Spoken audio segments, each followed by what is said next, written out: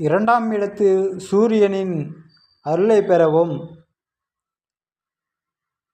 அதன் பாதிப்புகளை குறைக்கவும் சில ஆன்மீக நெறிமுறைகள் அவசியமாகும். தினமும் காலையில் சூரிய உதயத்திற்கு முன் எழுந்து சூரிய நமஸ்காரம் செய்வதும், செப்பு பாத்திரத்தில் நீர் அருந்துவதும் இவர்களுக்கு பெரும் நன்மை தரும். ஞாயிற்றுக்கிழமைகளில் விஷ்ணு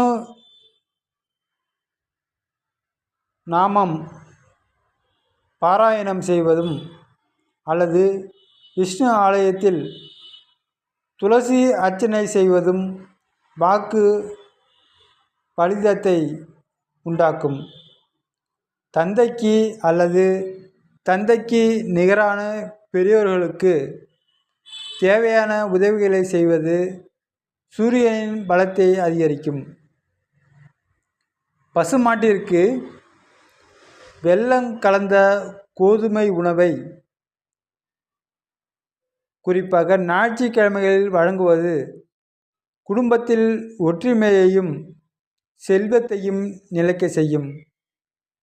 மேலும் சூரிய காயத்ரி மந்திரத்தை தினமும் 108 முறை கூறி வருவதால் உங்கள் சொல்லுக்கு மற்றவர்கள் மதிப்பளிக்கும் நிலைமையை உண்டாக்கும். ஏழை மாணவர்களுக்கு கல்வி உதவி செய்வதும், சூரிய ஒளி உங்கள் வீட்டில் சமையல் அறையில் படும்படி வைத்திருப்பதும் செல்வ வளத்தை பெருக்குவதற்கான எளிய ஆன்மீக சூட்சுமங்கள்.